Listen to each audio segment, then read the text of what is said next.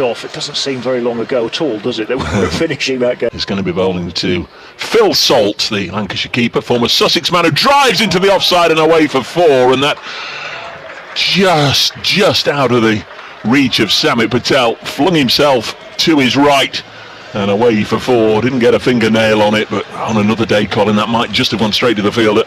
Patel to catch it. Afridi bowls. Salt will guide this into the offside. Take seconds, and Patel been able to catch it.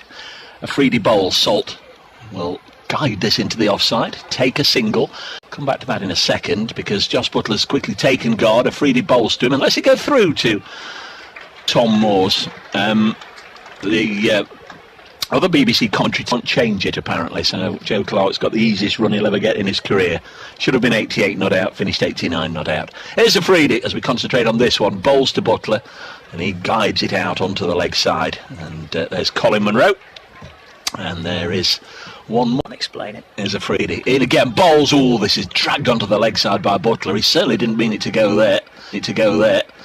Gets down to the other end. Then it comes in again and bowls eased into the offside. There's no run there. A couple of dots to finish, which means only 10 came from the over, but I don't know, it's an 8-ball. Wins to Lancashire's 12, and there was a match a couple of years ago that finished in a tie at Old Trafford.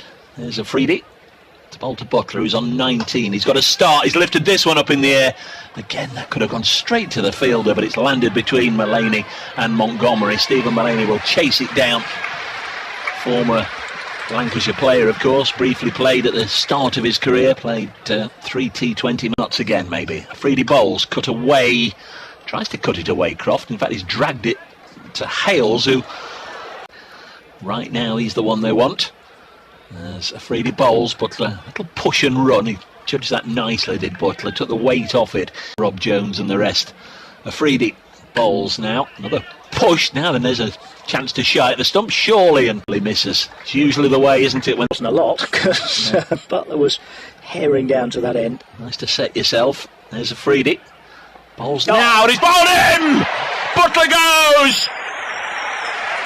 Afridi stands there like the angel of the north with his arms spread out wide, just inviting the Trent Bridge crowd just to bow almost at his presence. That was magnificent from Afridi. That is what Shaheen Shah Afridi's all about. Textbook Yorker, and Butler has gone. Effectively the last 2 of the last 3 for Lancashire, and this is sliced up in the air. Matt Carter with a long run to go and try and get there and couldn't. It looked like he was almost there. Now there's a shy at the stumps as they come through for a quick second, and although Tom Moores whips off the bails.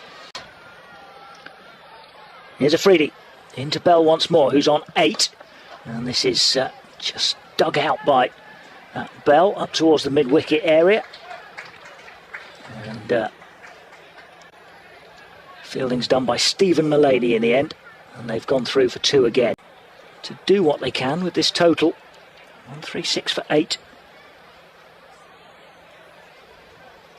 As he's clean bowl. Afridi is in, and Bell trying to sweep. Afridi with the trademark now stands there with his arms aloft and apart, and he's got another wicket. Bell has no answer to this. It's 136 for 9. He goes for 10. It's another one for Shaheen Shah Afridi.